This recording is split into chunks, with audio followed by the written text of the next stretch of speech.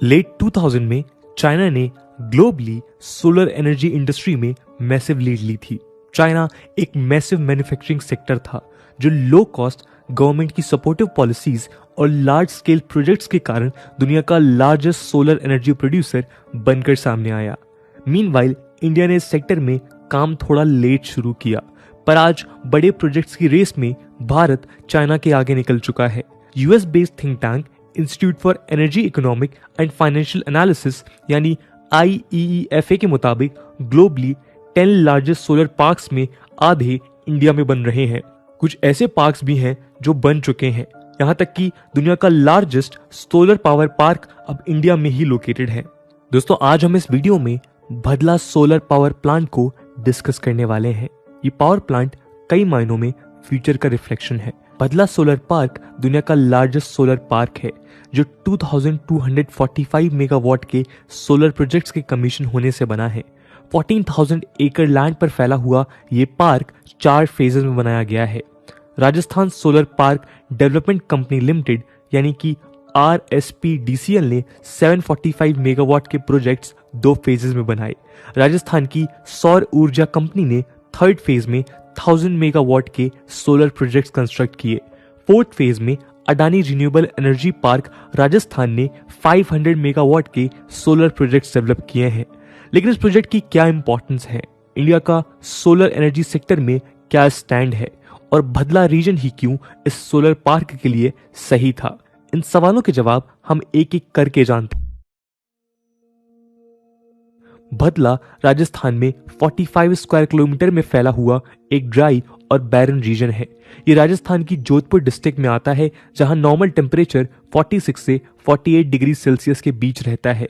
इस जगह को इतना गर्म टेम्परेचर प्रैक्टिकली अनलिवेबल बनाता है। यहाँ हॉट विंड्स, सैंडस्टॉर्म एक्सेट्रा रोजाना होने वाले अकरेंसेस हैं। यहाँ से नियरेस्ट हैबिटेशन 50 किलोमीटर दूर और अर्बन सेटलमेंट पहलौड़ी में यहाँ से 80 किलोमीटर दूर लोकेटेड है। ये सभी बातें भदला को सोलर पावर के लिए परफेक्ट बना देती हैं।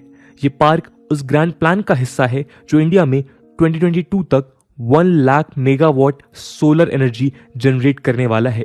इस प्रोजेक्ट के मेन डेवलपर और Rajasthan renewable energy corporation limited के मैनेजिंग डायरेक्टर PK दोशी कहते हैं कि इस जगह पर सोलर रेडिएशन अच्छी है और तो और ये जगह पूरे साल एक जैसी रेडिएशन रिसीव करती है।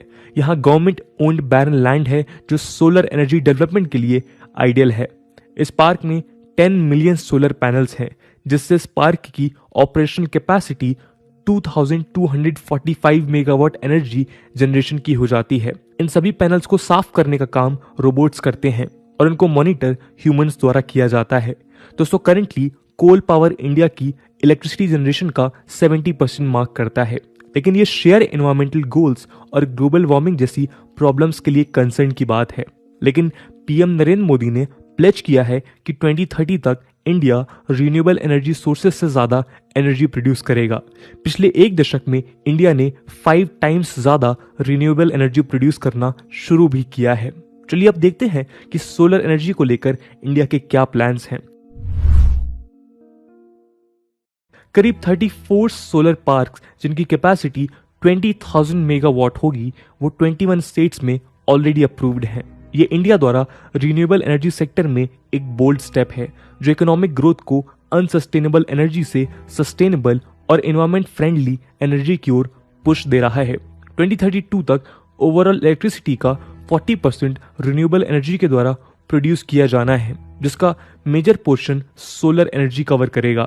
Recently US India business council यानी USIBC मीटिंग में इंडिया के पावर और renewable energy minister Rajkumar Singh ने कहा था कि इंडिया 2030 तक 450 गीगावाट रिन्यूएबल एनर्जी को अचीव करने के अपने टारगेट पर ऑन ट्रैक है। दोस्तों, ग्लोबली क्लाइमेट चेंज एक सीरियस प्रॉब्लम बनकर सामने आने लगा है। Strange weather patterns, rainfalls, floods, सूखा और फॉरेस्ट फायर जैसी प्रॉब्लम्स बढ़ती जा रही है। ग्लोबल वार्मिंग के कारण ग्लेशियर्स का पिघलना तेज हो रहा है। ऐसे में एस्टिमेट्स 2050 तक 3 डिग्री सेल्सियस टेम्परेचर के राइज की बात कर रहे हैं। इन सभी इश्यूज को लेकर ग्लासगो में COP26 मीट हुई थी, जिसमें इंडिया की तरफ से PM ने कहा था कि इंडिया 2030 तक non fossil fuel energy capacity को 500 गीगावाट तक बढ़ाएगा और 50% एनर्जी रिन्यूएबल एनर्जी सोर्सेस से जनरेट करेगा। India 1 billion turns carbon emission भी रिड्यूस करेगा और इकोनॉमी की कार्बन इंटेंसिटी 45% से नीचे लेकर आएगा। ऐसे में दोस्तों सोलर पावर एक ब्रिलियंट वे आउट है, बदला फ्यूचर की झलक देता है, क्योंकि आने वाले वक्त में इंडिया का अर्बन लैंडस्केप रिन्यूएबल एनर्जी पर शिफ्ट होने वाला है। हम अगर ना इस्तेमाल होने वाली जमीन का 3% भी इस्तेमाल करते हैं तो India 7,50,000 megawatt solar energy potential रखता है। लेकिन क्या हम अपने टारगेट पर वास्तव में चल रहे हैं? इंडिया में दोस्तों जम्मू एंड कश्मीर से लेकर तमिलनाडु और नॉर्थ ईस्ट में मेघालय से लेकर राजस्थान तक कई स्टेट्स में सोलर पावर पार्क बन रहे हैं। Currently 5 solar power park operational हैं, लेकिन हम अभी 2022 के टारगेट से बहुत पीछे चल रहे हैं। अगस्त 12, 2021 को union ministry of new and renewable energy ने अनाउंस किया था कि इंडिया ने 100 गीगावाट्स रिन्यूएबल एनर्जी कैपेसिटी का माइलस्टोन अचीव किया है।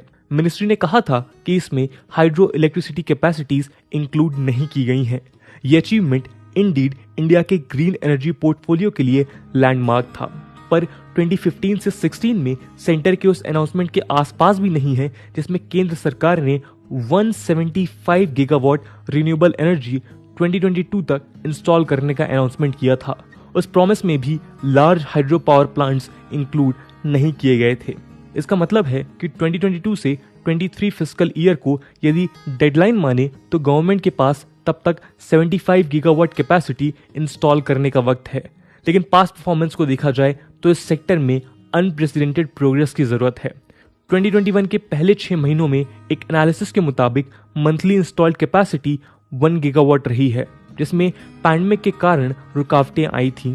ये डेटा सेंट्रल इलेक्ट्रिसिटी अथॉरिटी यानी CEA का है।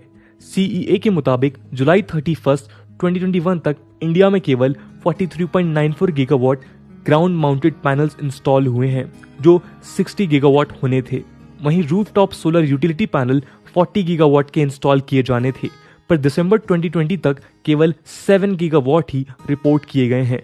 हालांकि इंडिया ने 2022 से 2023 फिस्कल ईयर तक टारगेट अचीव करने के लिए अपनी रफ्तार 4 गुना तक बढ़ाई है, लेकिन एनर्जी एक्सपर्ट्स का मानना है कि 2025 तक 150 गीगावाट और 2030 तक 400 गीगावाट रिन्यूएबल एनर्जी टारगेट पूरे किए जा सकते हैं। हालांकि इंडियन गवर्नमेंट यदि अपनी रफ्तार बढ़ाती है तो हो सकता है प्लस टारगेट भी पूरे हो जाएं। तो दोस्तों ये थी कहानी दुनिया के सबसे बड़े सोलर फार्म की, जो कि इंडिया में बनाया जा रहा है। इस पूरे मुद्दे को लेकर आपका क्या ओपिनियन है कमेंट सेक्शन में जरूर बताइएगा।